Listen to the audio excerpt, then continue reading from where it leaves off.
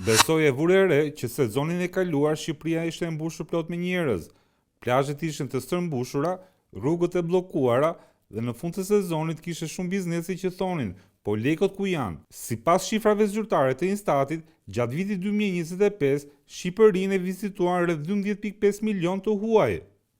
Një shifër që duket shumë e bukur në letër, por që në praktik solli më shumë lëvizje njerëzish se sa para që qarkulluan realisht në këtë vend. Në krye të kësaj liste të gjatë janë gjithmonë turistët nga Kosova, të cilët nuk vinë thjesht si vizitor sezonal, por janë si njerëz të afërt që e njohin vendin, kthehen çdo vit, qëndrojnë më gjatë se të tjerët dhe sillen me respekt me njerëzit, njësoj sikur të ishte në shtëpinë e tyre. Pas tyre vinë italianët, gjermanët, britanikët, francezët dhe të tjerë nga Europa juglindore, ku një pjesë e mirë erdhen për pushime, por shumë të tjerë e përdorën Shqipërinë për tranzit, duke qëndruar shumë pak dhe duke shkuar në destinacione të tjera. Ndërkohë, marketingu agresiv në rrjetet sociale e paraqiti Shqipërinë si një destinacion të bukur, me natyrë magjepse, ushqime të mira dhe çmime të lira, dhe pikërisht kjo gjë solli turistë të rinj, të cilët ishin aventurierë, që udhtonin shumë dhe shpenzonin shumë pak në këtë vend. Në fund të kësaj video, të gjithë ne duhet jemi falënderues për vëllezërit tanë nga Kosova,